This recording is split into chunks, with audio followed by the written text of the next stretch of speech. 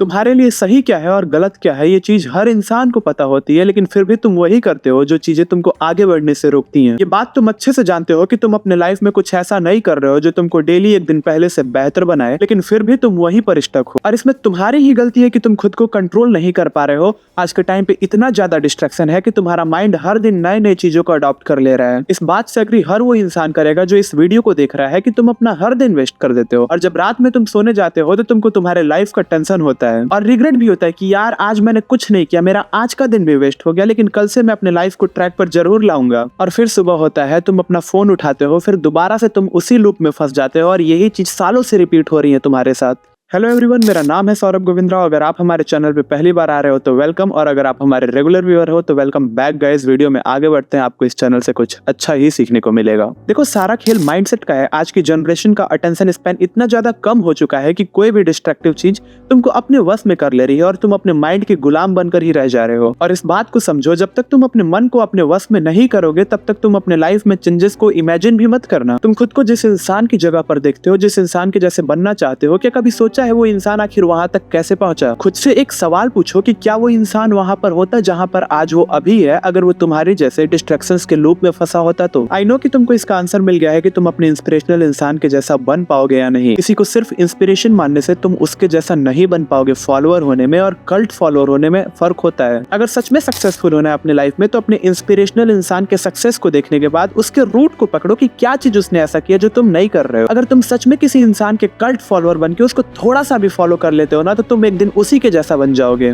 देखो, मैं ये नहीं बोल रहा कि किसी इंसान का एकदम कॉपी बन जाओ। खुद को एक अलग पहचान दो, खुद की अलग आइडेंटिटी बनाओ। ये सुनने में तो अच्छा लगता है, लेकिन ये उतना आसान नहीं है। मे भी इस वीडियो को देखने के बाद तुम अपने माइंड को एक दिन कंट्रोल कर लो, 2 दिन कंट्रोल कर लो, लेकिन तीसरे दिन एक डिस्ट्रैक्शन आके तुमको वापस से उसी लूप में ढकेल देगा, क्योंकि तुमने इस वीडियो को एज अ मोटिवेशन देखा है। अगर सच में ये इतना आसान होता ना, तो हर इंसान अपने लाइफ को अपने अकॉर्डिंग जीता। अच्छी चीजों को बनाने में समय लगता है और तुम 1-2 दिन में फेल इसलिए हो जाते हो क्योंकि तुम खुद को अचानक से बदलना चाहते हो। इंसान को बुरी आदतें छोड़ने में कई हफ्ते, कई महीने लगते हैं, तो इसको शॉर्ट टर्म गेम मत समझना। एक ही दिन में खुद को पूरी तरीके से बदलने से अच्छा है कि अपने अंदर की एक एक बुरी आदतों को पकड़ो और खुद को धीरे धीरे बदलो। अगर तुम्हें लगता है कि तुम खुद को एक दिन में बदल सकते हो, तो याद रखना, जो चीज जितनी तेजी से ऊपर जाती है उतनी ही तेजी से नीचे भी गिरती है। इस बात को तुम अच्छे से जानते हो कि तुम अपनी लाइफ को वेस्ट कर रहे हो और तुम खुद को बदलना भी चाहते हो, लेकिन ये अचानक से नहीं होगा। ये एक टाइम टेकिंग प्रोसेस है। और प्रॉब्लम ये है कि तुमने अपनी डिस्ट्रैक्शन को इतना स्ट्रॉन्ग कर दिया है कि तुम्हारा मन उसके सामने हार मान जाता है। इसीलिए सबसे पहले अपनी माइंड को ना कहना सीखो बुरी चीजों के लिए, क्योंकि तुम्हारा कंपटीशन सबसे पहले तुम ही हो।